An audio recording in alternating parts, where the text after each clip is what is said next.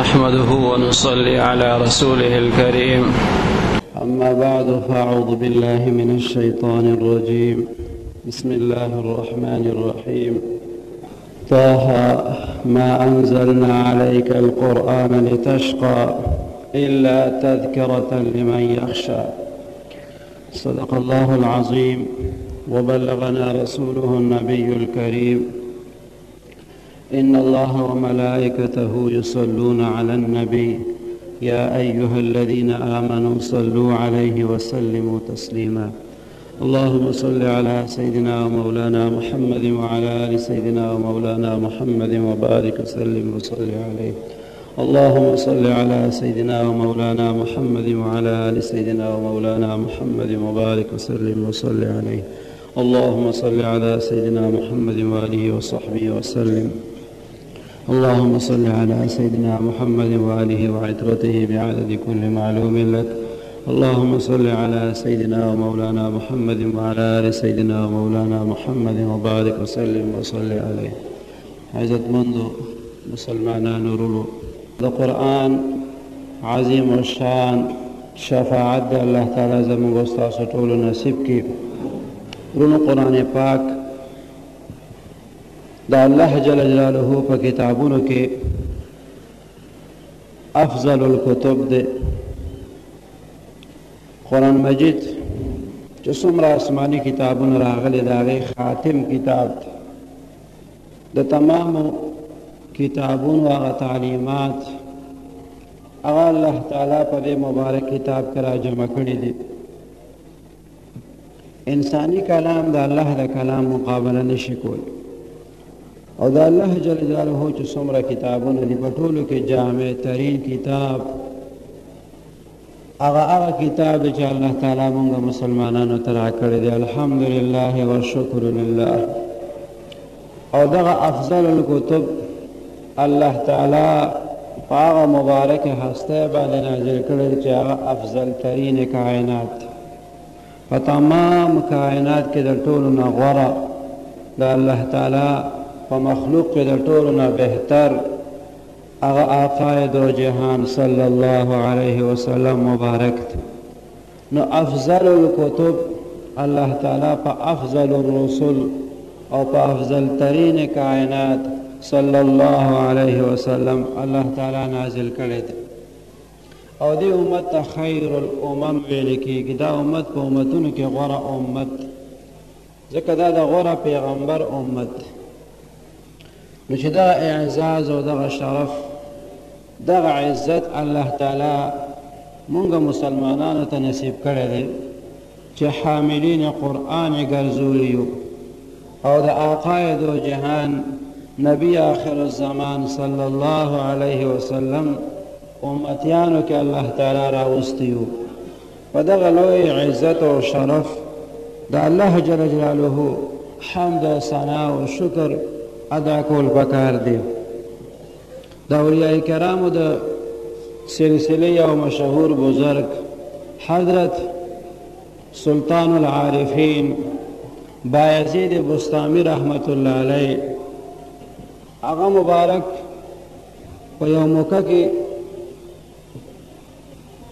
د خپلو متعلقین او محبینو سره یو سپی په مخه ورغلو. هغه سپي څه اوازونه وکړه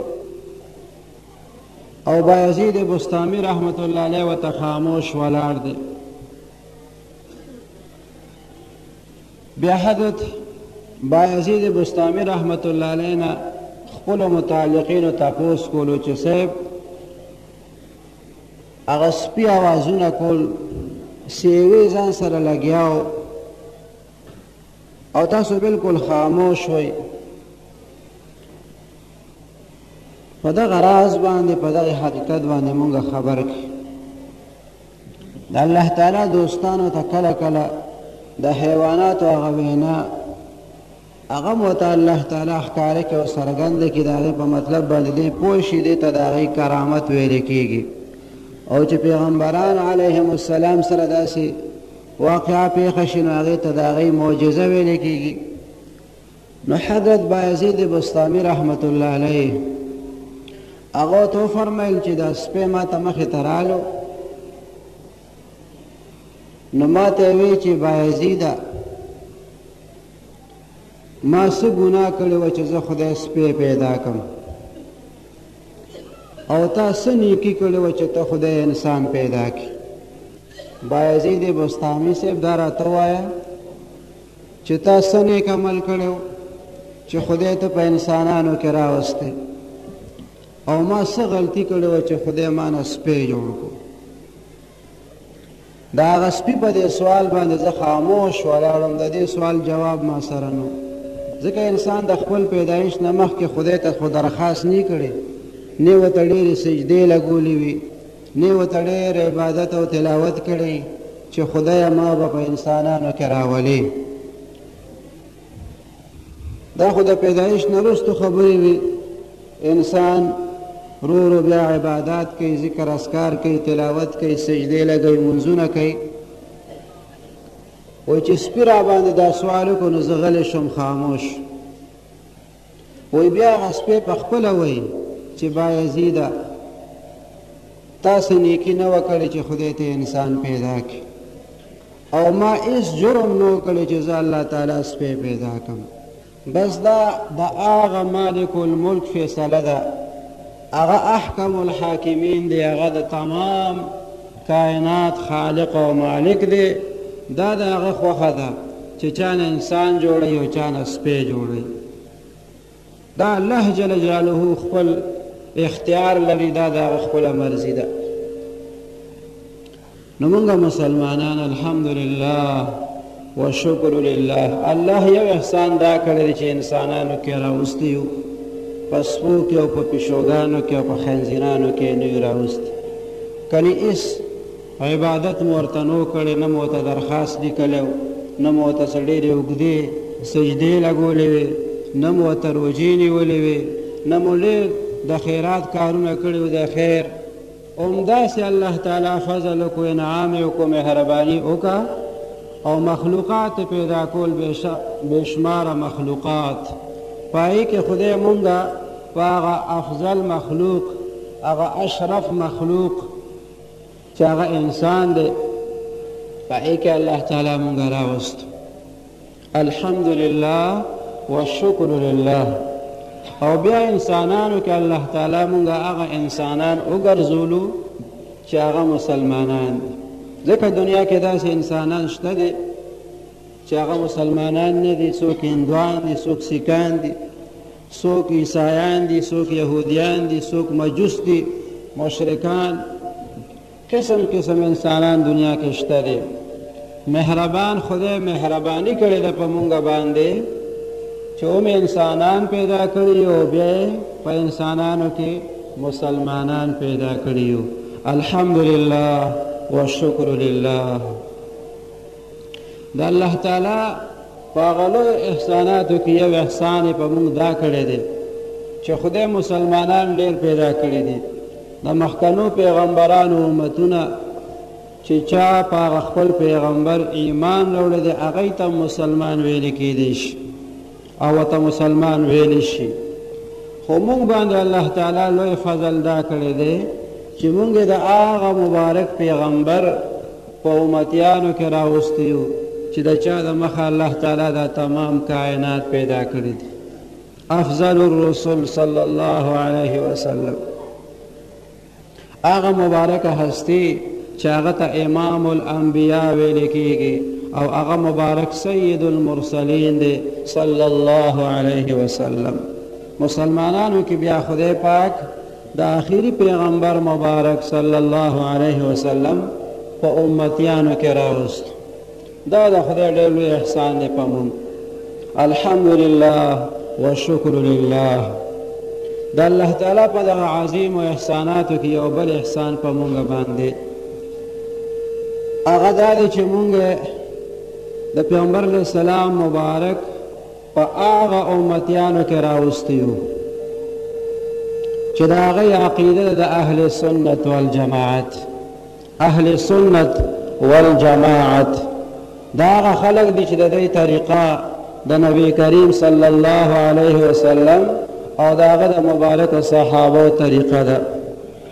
نو په دې احسان د رب العالمین هم شکر پکار دی. الحمدلله و شکر لله. اوس موږ دپاره پکار څه دي چې الله تعالی را باندې دومره احسانات کړي، دومره ډېرې مهربانۍ الله تعالی په موږ باندې کړې دي. زموږ څه ذمهواري ده، موږ ته څه کول پکار دي. کله داسې ختمونه جوړ شي، تقریبات جوړ شي، د دین خبره وشي، د خلکو ذهن ته خبره لاړه شي، خلک خوشحاله شي چې یاره ډېر مبارک محفلو د قرآن شریف فضایل ذکر شو، نعتخوانانو حضراتو نعتخواني وکړه، روحاني مجلس و روحاني فیض حاصل شو. خو وروسته بیا چې کله خپلو کورونو ته لاړ شي، خپلو ځایونو ته لاړ شي، د جومات نه بار شي، نو بیا هغه اثر د هغه محفل، د هغه مجلس، هغه برکات هغه دی په ځان کې نه محسوسوي. سره د دې چې د قرآن شریف په فضایلو کې د دا اورېدلي وي چې آقای دو جهان صلی الله علیه وسلم فرمایي چې د یو حرف په بدل کې الله تعالی 10 نیکۍ د انسان ته ورکوي. او زه دا نه یم چې الف لام میم دا یو حرف دی، بلکې الف ځان له حرف دی او لام ځان له حرف دی او میم ځان له حرف دی. نو چې په یو حرف باندې 10 نیکۍ ملاویږي، نو په الف لام میم باندې به څومره نیکۍ ملاو شي؟ 10 نیکۍ پې ملاویږي. او څوک د دې داسې مفهوم هم ذکر کوي چې په یو حرف 10 نیکۍ ملاویږي، نو په الف کې 3 حرفونه دي، بیا یو الف شو، یو لام شو، بله پکې فا. الف دا 3 حرفونه شو، لام چې دی دا 3 حرفونه دي، یو لام دی، یو الف دی، یو پکې میم دی لام. او میم کې بیا 3 حرفونه دي، یو میم دی او یو یې ده او بله میم. الف 3 حرفونه، لام 3 حرفونه او میم 3 حرفونه. نو په الف لام میم کې په دې اعتبار څو حرفونه شو؟ په دې کې 9 حرفونه شو. او په یو حرف باندې چې 10 نیکۍ ملاویږي، نو په آسان حساب په الف لام میم ویلو باندې 10 کم 100 نیکۍ ملاویږي. ښه چې دا فضیلت مونږ د قرآن شریف واورېدو او مونږ یې خلکو ته هم بیانوو، بیا ولې د دې مقدس کتاب د تلاوت پابندي نه کوو؟ دغې ته فکر پکار دی، ځان سره دا سوچ پکار دی چې مونږ د ورځې څومره تلاوت کوو، چې څومره کمی دی په مونږ کې. آقای دو جهان صلی الله علیه وسلم مبارک معلم کائنات دی. هغه مبارک خپل امتیان، خپل شاگردان، صحابه کرام، هغه چې پویول نو مثال به ورته ذکر کولو، په اعلی طریقه به پویول. یو موقع کې ورته د قرآن شریف فضایل ذکر کوي، نو سوال ته کوي، ورته وایي تاسو دا خوښوئ چې دغه د عقیق او د بتخان دغې غونډۍ ته، دغې وادۍ ته، دغې خور ته تاسو لاړ شئ او د هغه ځای نه قیمتي اوښې مفت راولئ د ګناه نه بغیر؟ دا ستاسو خوښه ده داسې؟ صحابه ویې د الله تعالی رسوله زمونږ د ټولو دا خوښه ده چې یو سړي ته وایي چې دغه د دې کلي د پیر سباق دغې غر سره مفت 2 میخې تا ته ملاویږي، د ګناه بني، د ظلم د زیاتی بني، بس لاړ بشي او 2 میخې به تې کور ته راولې، دا دې خوښه ده؟ هغه وایي چې ولې نه، که 2 چیلې ملاویږي مفت نو هم مې خوښه ده، که څوک 2 چرګې چاته مفت ورکړي دا هم په هغې باندې هم خوشحالېږي، دا خو لا 2 میخې دي. نو آقای دو جهان صلی الله علیه وسلم مبارک صحابه ته دا مو خوښه ده چې دغې خور ته ورشئ او 2 قیمتي اوښې د هغې نه بلکل په مفتو کې راولئ، هېڅ ګناه مو پکې ونه شي، ویړیا درته 2 اوښې میلاو شي. صحابه وویل د الله تعالی رسوله مونږ کې د هر یو دا خوښه ده، هر څوک دا خوښوي چې هغه له دې بالکل په مفتو کې اوښې میلاو شي. نو چې کله دا خبره د صحابه کرامو په ذهن کې کېناسته چې دوه اوښې مفتې میلاویږي، دا خو ډېره د خوشحالۍ خبره ده. دغه موقع کې معلم کائنات صلی الله علیه وسلم وفرمایل چې دغه کس دا چې دی اوښې مفتې راولي بغیر د ګناه او د ظلم نه او بغیر د څه قیمت نه، د دې کس دپاره د الله تعالی د کلام دو آیاتونه دا بهتر دي د هغه دو اوښو نه. آیتین من کتاب الله خیر له من ناقتین. دا فرمان دی د دواړو جهانو د سردار مبارک صلی الله علیه و آله وسلم.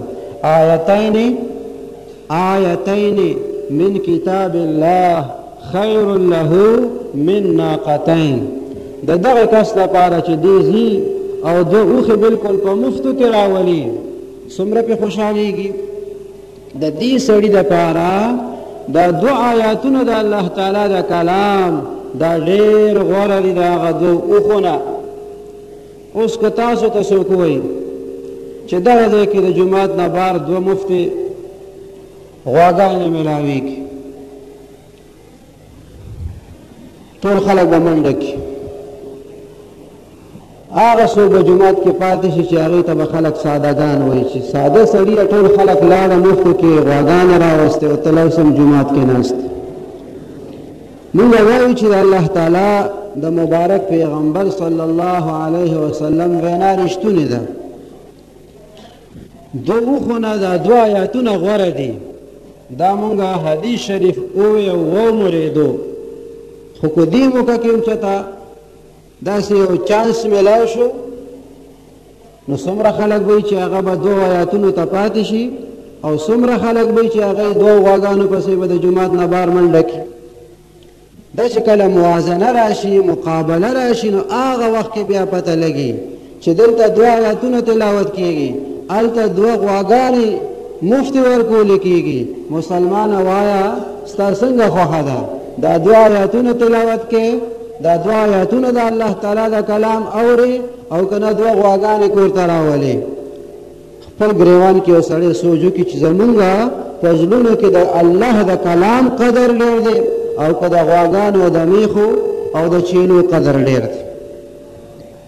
دغه ځای نه هغه کمزوري د انسان دته معلومه شي چې د الله د کلام فضیلت دومره زیات د دې دوه اوښو نه زیات د هغې برابر نه دی. څومره زیات دی هغه الله تعالی ته پته ده. د دواړو جهانو سردار مبارک داسې فرمایي چې خیر له من ناقتین. داسې نه دي فرمایلي چې دا دوه آیاتونه د هغه دوه اوښو سره برابر دي، برابر نه دي فرمایلي. خیر غوره دي، ته ډېر غوره دي. څومره غوره دي الله تعالی ته پته ده چې څومره غوره دي. نو الله جل جلاله دې د خپل کلام دغه قدر زمونږ په زړونو کې پیدا کړي او د الله جل جلاله د کلام کثرت تلاوت د الله تعالی زمونږ نصیب کړي. د قرآن شریف سره محبت د الله تعالی زمونږ نصیب کړي. د قرآن عظیم الشان خدمت د الله تعالی زمونږ د ټولو نصیب کړي. واخر دعوانا ان الحمد لله رب العالمين. الحمد لله رب العالمين والصلاة والسلام على أشرف الأنبياء والمرسلين وعلى آله وأصحابه أجمعين. اللهم أنت إلهنا ومعبودنا فلا تكلنا إلى أنفسنا طرفة عين وأصلح لنا شأننا كله، لا إله إلا أنت. اللهم إنا نسألك موجبات رحمتك وعزائم مغفرتك والغنيمة من كل بر والسلامة من كل إثم. لا تدع لنا ذنبا إلا غفرته ولا هما إلا فرجته ولا مريضا إلا شفيته ولا ولدا إلا أصلحته وعلمته ولا مجاهدا إلا نصرته ولا عدوا إلا أهلكته وخذلته ولا حاجة من حوائج الدنيا والآخرة هي لك رضا ولنا فيها صلاح إلا قضيتها ويسرتها يا أرحم الراحمين. ربنا اغفر لنا ولإخواننا الذين سبقونا بالإيمان ولا تجعل في قلوبنا غلا للذين آمنوا ربنا إنك رؤوف رحيم. رب اجعلني مقيم الصلاة ومن ذريتي ربنا وتقبل دعاء. ربنا اغفر لي ولوالدي وللمؤمنين يوم يقوم الحساب.